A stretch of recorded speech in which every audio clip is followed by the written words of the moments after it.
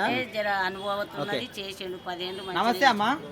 నమస్తే. ఇప్పుడు ఎలక్షన్లు అవుతున్నాయి కదా, జూబ్లీ బై ఎలక్షన్లు, ఎవరు గెలుస్తారు అనుకుంటారు? బీఆర్ఎస్ పార్టీనా కాంగ్రెస్ పార్టీనా? కేసీఆర్ గెలుస్తాడు. కేసీఆర్ సారే. ఎందుకోసం అని?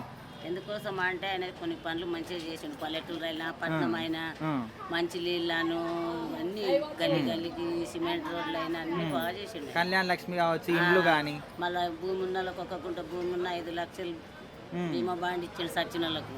ఇక మా ఆయన మొన్న చచ్చిపోయిండు, ఆయన భూమి ఉన్నది కానీ వయసు పెద్దగా ఉన్నది రావు. ఓకే. మరి రేవంత్ రెడ్డి గారు వచ్చినప్పటి నుంచి ఏం రాలేవా? మాకైతే ఏం రాలేదు. కరెంట్ ఫ్రీ కరెంట్ అన్నారు. 50,000 కేసీఆర్ సాకులను మనల్ని పిరి ఇచ్చిండు. 50,000 ఉన్నది రేవంత్ రెడ్డి ఇచ్చిండు. ఏం చేయాలి మేము? ఇందిరా మిల్లు కూడా ఏం రాలేదా? ఏమి రాలేదు. పెళ్లి చేస్తే తులం బంగారం అట్లా. ఇక పెళ్లి అంటే నేను ఎప్పుడో చేసిన, బిడ్డ పెళ్లి వైఎస్ ఉన్నప్పుడు చేసిన. వైఎస్ ఉన్నప్పుడు ఆరోగ్యశ్రీ వచ్చి నా కొడుకు యాక్సిడెంట్ అయితే బతికిండు. అంతవరకే కానీ మాకే చెందదు. సో మళ్ళీ వస్తే ఖచ్చితంగా కేసీఆర్ గారు వస్తే మంచి జరుగుతుంది అంట.